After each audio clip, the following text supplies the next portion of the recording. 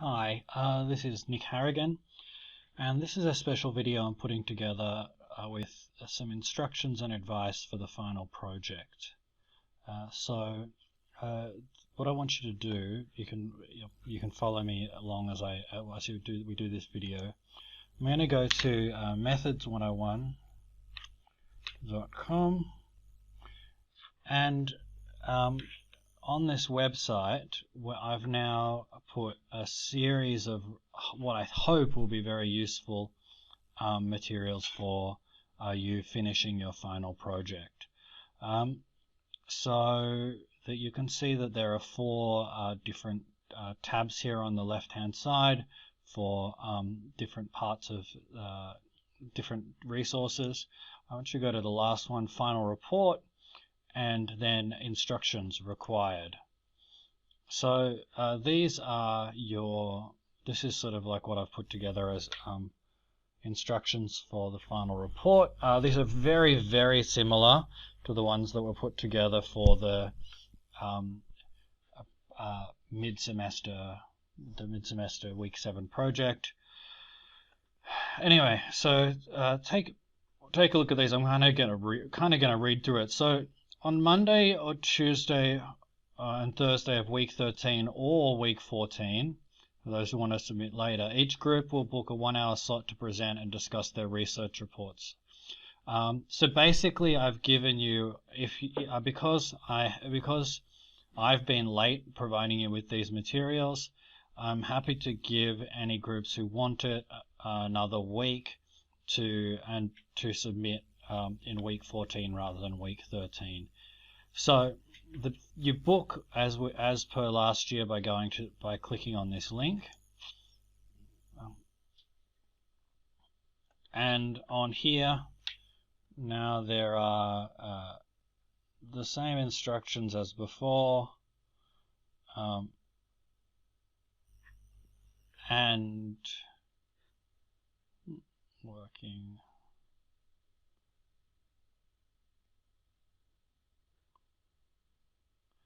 And there is space for people to book on Monday, Tuesday, Thursday, and then actually also Monday, Tuesday, Thursday. You don't have to ask permission to book in week 14.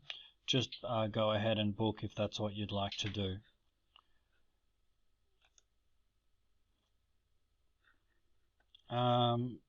The presentation and final report will be graded on the spot in those consultations and feedback given at the same time. The format, as with the last one, is a 12-minute presentation with all group members presenting for equal periods of time, followed by questions and discussion, me taking time to review your written document, and we'll end with feedback and grading. All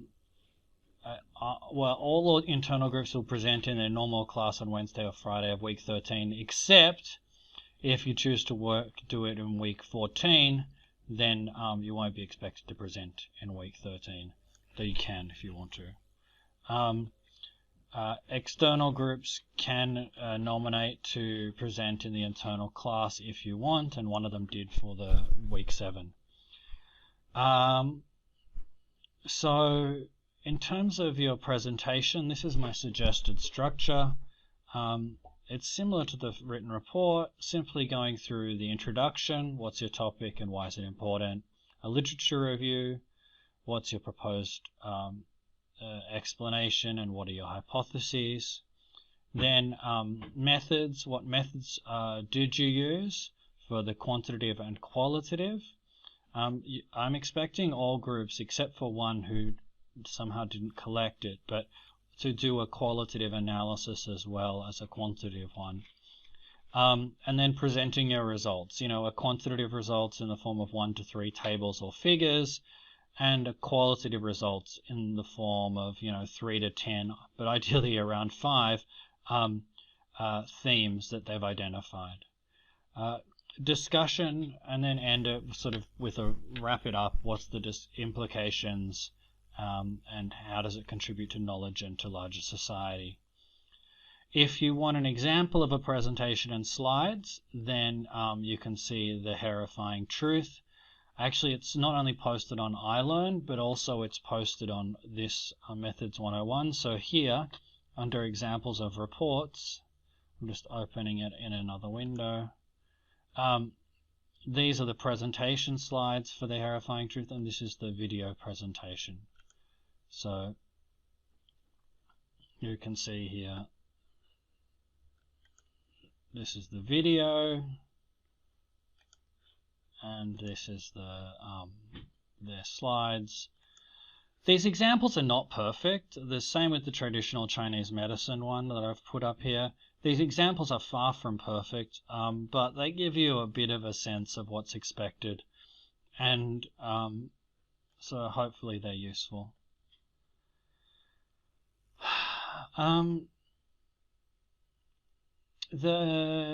In terms of the report itself, this is my this is my there is not an example provided, but this is a basic structure to use. Title, abstract, introduction. This is almost all similar to the first proposal. And then my suggestion is that with the results, what you do is for the quantitative analysis, present some basic descriptive statistics of your variables, the main variables in your model, and or in your study, and then a correlation matrix of the relationship between these main variables. And then you've got optional things like a comparison of mean if you want to do a t-test, or you can do a regression model, or you could just include a figure or a chart like a scattergram to show the relationship between two of your variables. With the qualitative analysis, you should know by now how to do that. Basically, pick around 5 themes, and for each theme have a subheading, a short explanation, and an illustrative quote. And then with the discussion, asking what is the meaning of your results, do they agree with the proposed explanation, what are the implications for generalized knowledge in wider society, and of course you can mention the limitations. Having a reference list to anything you cite, and then as appendices what I'd like is you to download your survey, attach your survey as a code book, which I've shown you how to do which I'll show you in a second, but it's easy to do in Qualtrics. And the second thing is just, there's a real problem with plagiarization of references and people just referencing things that they've never seen. So what I'm asking is that for everything you include in your references, please include a screenshot or a scan of the first page of that reference. This is apparently a recommended method for stopping such plagiarism. Okay, those are the requirements, but what I want to do now is give you, and what I've put together on this website is a series of advice, which I think will be, which hopefully will help you get through your final project with as little stress as possible. So let's go through it.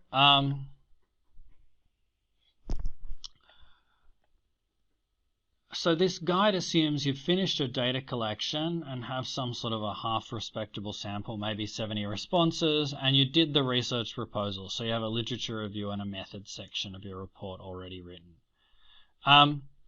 So what do you need to do to get finished? Just these 7 things. So confirm your exact research questions and important variables, download your data from Qualtrics, do a Qualtrics thematic analysis and write that up. A qualitative thematic analysis and write that up. Do a quantitative statistical analysis and write that up. Integrate it all together, make PowerPoint slides, and submit it. So let's go through that. Okay, so first of all, confirming your exact research question and important variables. During the design phase, almost everyone will have tried to make your research question and your survey as complicated as possible. That's a bit rude, isn't it, for me to say that? But this is human nature. We can see that there are different aspects to the problem, and we don't want to leave out something important. But hopefully at this stage you're exhausted, overwhelmed by your other assignments due in week 13 and are ready to compromise. Most good papers make one single argument that can be expressed in a sentence. And so basically what you need to do is to find that argument, find your exact research question, and then write that down and keep it in front of you at all times. If you do that, it'll help you stay focused as you're doing your report. Then you need to go through and identify our important variables. At the conceptual level first, what's your dependent variable? What are your main independent variables? What are any of your control variables? You probably want 3 to 10 of these. If you've got more than 10, you're probably really stretching it and making life difficult for yourself. So maybe they are experience of workplace rights violations, pay, hours of work, job, age, gender, nationality. And then once you've done that, you need to find how you've operationalized those. Hopefully it's just one item per question, but sometimes it's not. Sometimes it's multiple items, and then you're going to create an index. I'll talk that through with you. So, all right. So you've done that thinking up front. You've thought through at least what your question is, at least what your main variables are. Okay, so now, first step, download your data from Qualtrics. There is a really clear guide. If you click that, you will go to it, but I'm just going to show you where it is on the website. So if we go to SPSS intro and down to SPSS2 import your data, I'm just going to open that in a separate page. And this goes through how to download and import your data. It goes through logging into Qualtrics and then going to your survey, exporting your data as an SPSS file, and creating a code book, which is one of the things I ask you to submit to me, with doing tools, import, export survey to Word. So that's how you get your data exported. Let's go back. Okay, so next up, let's do our qualitative analysis first. So my suggestion is that you allocate 2 people to do your quantitative and qualitative analysis. That will be about, I think 2 people to do one and 2 people to do the other. When you're doing your qualitative analysis, you're going to be really limited by the fact that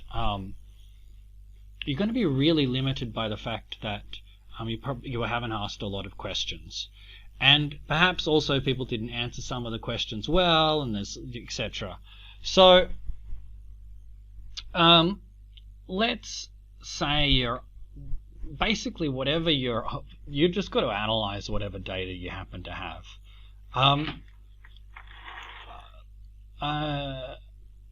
This has got an example here. Let's imagine your question is, what causes workplace rights violations in the construction industry? And imagine you only had one open-ended question. If you ticked any of the above, please explain what happened to you. So given you've only got one open-ended question, you're going to have to analyze it. So how are you going to analyze it? Maybe you could say, and this should be separate bullet points, what are the major violations workers face, or what do descriptions of the violations reveal about the nature of the violations? They're similar, but you could pick one or the other and then conduct the analysis. There is a guide here to conducting the analysis in Microsoft Word. There are actually multiple guides. So if you go to, we just look on here under qualitative analysis, there's a guide to doing it in Word and Deduce. There's also an example walkthrough. And I've also actually created a new one called Concepts under qualitative analysis. but this is the one I suggest you use. It is it's a step-by-step guide. However, if you read here, I say I think you can probably do it even more simply than that guide. So this is my suggestion that what you do. So this is my ultra simple guide to doing qualitative analysis. 2 people delegated with a responsibility for qualitative analysis meet in person. Before the meeting, both people read through the qualitative answers to the questions you'll be analyzing. When you meet, you debate and discuss which themes and categories and what arguments best answer your questions and capture your data. And once you've come up with the arguments and thematic categories, you then take a random sample of maybe 20 to 50 answers and read through them together and debate and discuss which category they'd be coded under, and if they're consistent with your argument. If in rereading the quotes it raises new issues, then revise your argument and repeat step 4. Once you've done that, go through your data and find 1 to 2 illustrative quotes for each of your thematic categories, and then in a Google Doc, write up your particular section of the report, so the qualitative analysis section, which will basically be an introductory paragraph which outlines your argument, and then for each of your 3 to 5 themes, have a subheading, a short explanatory paragraph, and 1 to 2 illustrative quotes. So that is my super fast qualitative analysis method. Is it, I don't know. It's pretty good actually. It's not as rigorous, but given your time constraints, I think it's probably appropriate.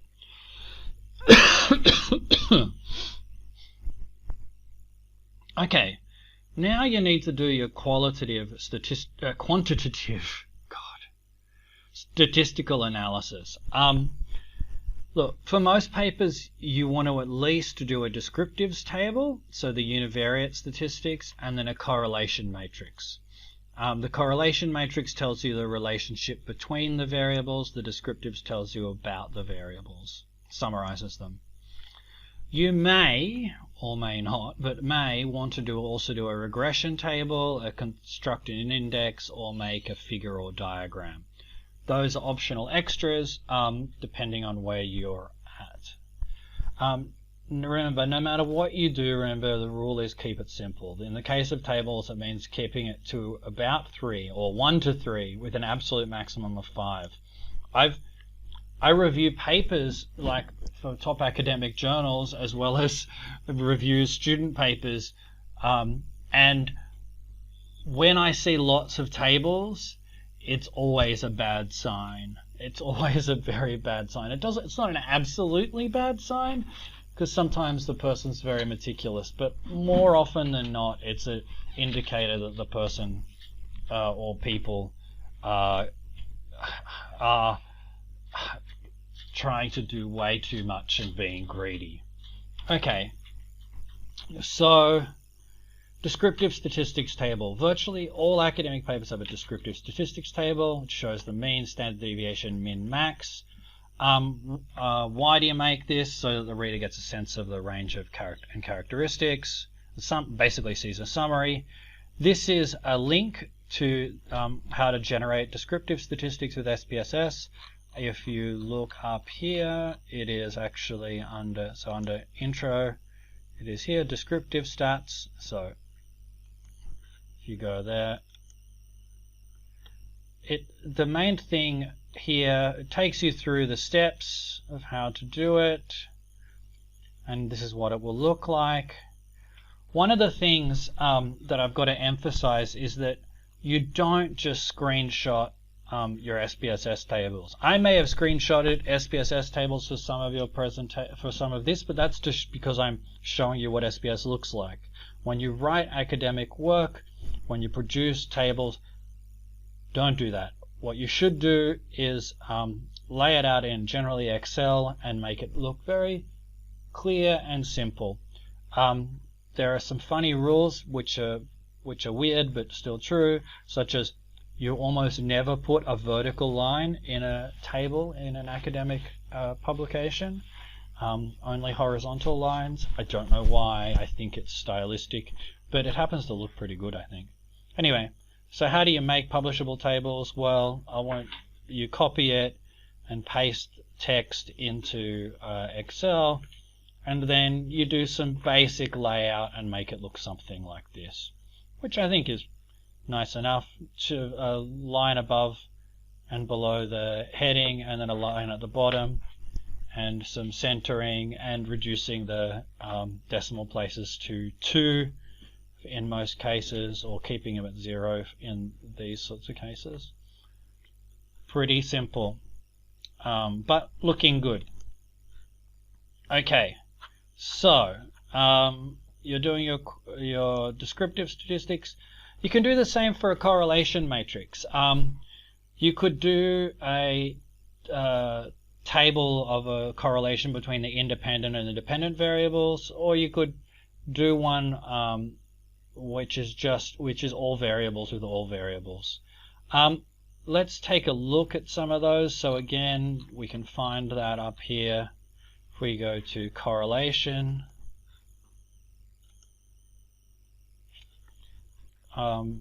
there's a bit of a theory and an explanation of what it is.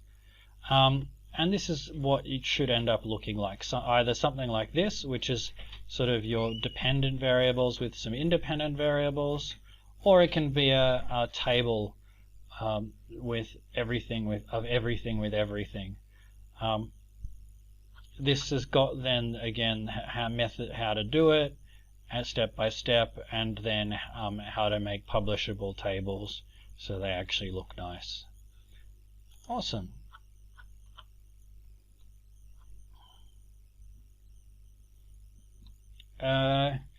If you want to make a figure or a diagram or a chart, then you can do that in SPSS as well.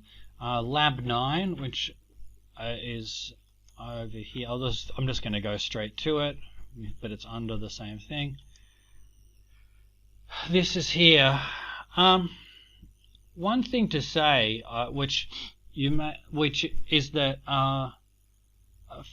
except for the grouped and the way, if you want to show a relationship, so between two variables, then you're going to either need to use a grouped bar chart, a stacked bar chart, or a scatter plot. Let's just take a look at those. So this is this is gender by political orientation, and this is an example of, what is this? Yeah, gender and political orientation again. These express a relationship. You can see that there are slightly more left-wing and slightly more far-right women. I mean, I'm not sure whether it tells you anything, these. But, yeah, that's one. And then also, if you scroll to the bottom, you can see these things like scatter plots. This is the relationship between robberies and unemployment rates. This is actually real data from New South Wales, so where so that the robbery rate goes up as the unemployment rate goes up. There's a correlation. So that's a scatter plot. You will probably want to use one of those to just illustrate your findings. With one last method that you might want to use is to do a linear regression model. This is I explained this in the lecture this week, but in short, let's have a quick look. What you probably want to do at least a simple model of what is going on, and then of what is sort of generally known, and then slowly add in some of your key variables, and showing how things like the R² improves, and also to show how some of the how these interact with one another. So for example here, the age becomes not significant when we add in guilt.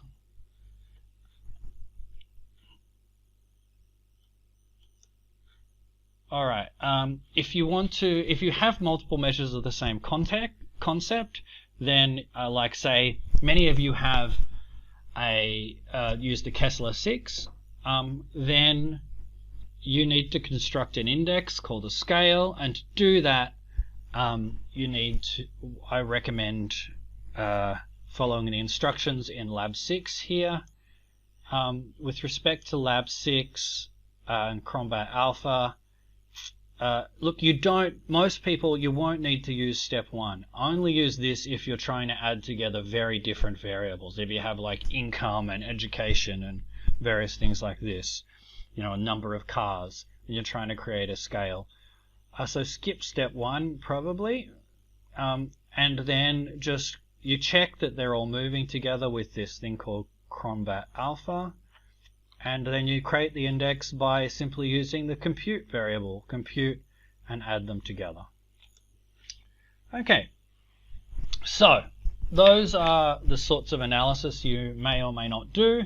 Again, I would suggest you allocate 2 people to quant, 2 people to qual, get them to work together on it, write up their parts of the report, they can write down their method and their results, and then boom, that bit's done.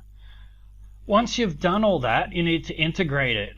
And the secret to doing this well and with less pain is, these are my tips, really keep it simple. Have one overarching argument that's expressed in a sentence.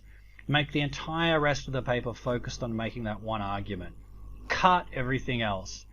Make sure you run the exact same words through the entire document, especially for your key concepts. If you're talking about mental health, then stick to that term. Don't occasionally use other terms like emotional distress or serious mental illness or depression and anxiety. Just keep to the terms. Remember, every paragraph gets to make only one point, and every paragraph starts with a topic sentence which says the topic of that paragraph. Yep. Less is almost always more. Keep your literature review, methods, results, and discussion all short and succinct. They need to do their job, but try to do it with less words. Remember that you should be aiming for 3 tables and figures and a maximum of 5, and similarly with the about around 5 for the qualitative themes. One of your tables should be descriptive statistics. One of your tables should be a correlation matrix or table. Cool.